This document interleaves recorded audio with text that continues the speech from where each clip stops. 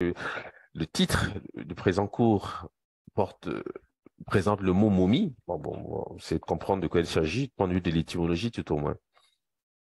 Donc, le mot momie, en français, provient de l'italien mumia, comme vous le voyez, lui-même issu de l'arabe mumia, mélange de poids et de bitume, dérivé du persan moum qui signifie cire. Ça, c'est ce que vous lirez dans les manuels de vulgarisation. Momie, définition, cadavre embaumé selon les procédés des anciens Égyptiens. Et comme j'ai dit, c'est l'état perpétuel de ce grand dieu qu'on appelle Osiris par commodité. Euh, C'est-à-dire que Osiris est un cadavre. Et avec l'idée que à côté de cette objectivité, puisque c'est comme ça qu'il l'est représenté, il faut bien s'imaginer qu'il représente l'image du père, vous le savez, du modèle, de l'archétype, du premier principe. D'accord? Et donc, ce qui peut avoir comme conséquence, bien sûr, d'y voir une proximité finalement avec la question de la mort, c'est-à-dire par rapport à ces notions, celles de père, de modèle, d'archétype, puisqu'Osiris, qui incarne, on va dire, ces notions, est représenté sous la forme d'une momie, c'est-à-dire d'un cadavre. Cela peut sembler tout à fait naturel pour ceux qui observent cette relation, eh bien, de conclure que le cadavre a une relation privilégiée avec la notion d'archétype, avec la notion de modèle, avec la notion de père. Hein. C'est une conclusion logique, bien évidemment. Bon, nous allons tout de suite engager la discussion par l'approche analytique, parce qu'on peut parler longuement, on peut le faire, c'est possible, mais pour aller vite, il faut donner la parole aux anciens Égyptiens eux-mêmes. C'est-à-dire que il existe en égyptien pharaonique, c'est-à-dire dans le corpus que nous appelons les hiéroglyphes, c'est-à-dire les lettres éthiopiennes, une manière de désigner la momie. Parce que vous le savez, le mot momie, on l'a vu par l'étymologie, n'a que peu de liens, ou sinon aucun lien. On pourrait toujours y trouver un lien avec la cire, bien sûr. Voilà, mais ce serait lointain. Le mot momie n'a que peu de liens avec la graphie en question. C'est une graphie, c'est-à-dire c'est un mot égyptien pour désigner l'état perpétuel d'Osiris, qu'on appelle momie en français.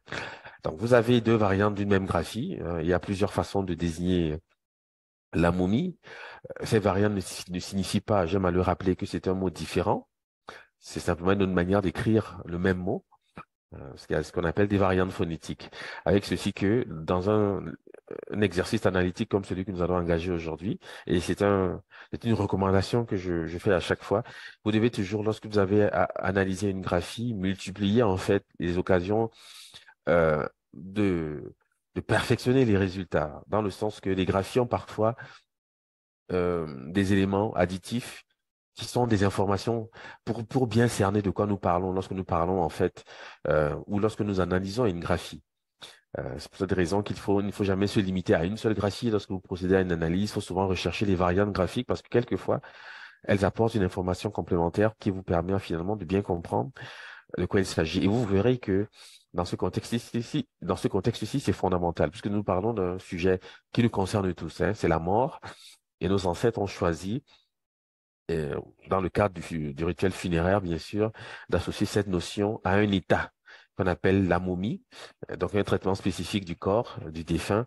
Et nous allons essayer de comprendre aujourd'hui qu'est-ce que cela signifie. Bien sûr, c'est un survol, parce que en 1 heure et demie, 2 heures, on ne peut pas aller dans tous les détails, mais vous aurez des idées pures sur ce que c'est que la mort. C'est-à-dire, nous allons sortir d'ici avec des affirmations claires sur ce que c'est que la mort. Nous allons démystifier en quelque sorte c'est inconnu pour beaucoup, parfois même redouté par ignorance, parce que quand on ne sait pas naturellement, on peut parfois avoir sur cette notion bon, des idées, même des obsessions, d'une certaine façon. Donc vous avez ici deux graphies pour désigner ce qu'on appelle la momie. C'est translitéré, vous le voyez, quelque chose comme Sark. Hein, c'est une convention égyptologique. Ce qui importe ici, bien sûr, ce sont les images, c'est-à-dire les hiéroglyphes, qui apportent de l'information. Bon. Diodore de Sicile, dans sa bibliothèque historique, aborde un aspect du rituel funéraire égyptien. Donc c'est lui qui parle ici. Il dit,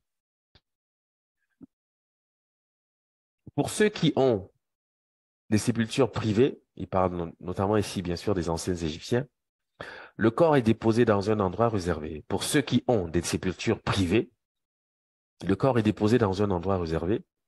Ceux qui n'en ont point construisent dans leur maison une cellule neuve et y placent le cercueil debout et fixé contre le mur.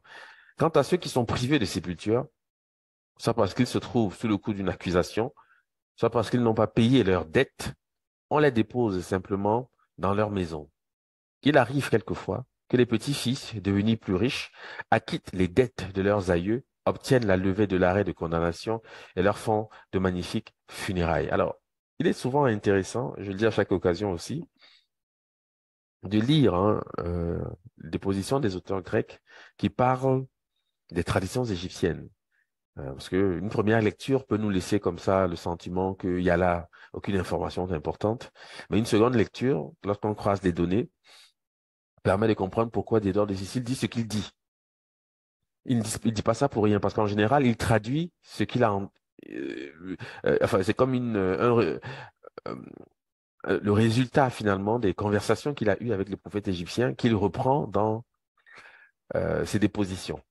Donc, ce qu'il dit, il ne dit pas ça pour rien. Maintenant, il faut contextualiser les choses et souvent, lorsqu'on croise des données, on comprend mieux ce qu'il est en train de dire. Vous allez comprendre pourquoi je présente cette note en relation avec le nom de la momie. Parce que la mort, c'est quelque chose de spécifique. Jusqu'ici, vous le verrez, vous n'avez aucune idée, quoique vous puissiez avoir sur ces questions des prétentions. Vous allez voir que, qui que vous soyez présent aujourd'hui à ce cours, vous avez certainement une idée générale de ce que c'est que la mort, puisque c'est un thème grave dans la vie. Chacun y est confronté d'une manière ou d'une autre. Mais vous n'avez absolument, et je peux le dire avec autorité, aucune idée jusqu'ici de ce que c'est que la mort. D'accord? On va le comprendre à partir de ce que c'est qu'une momie.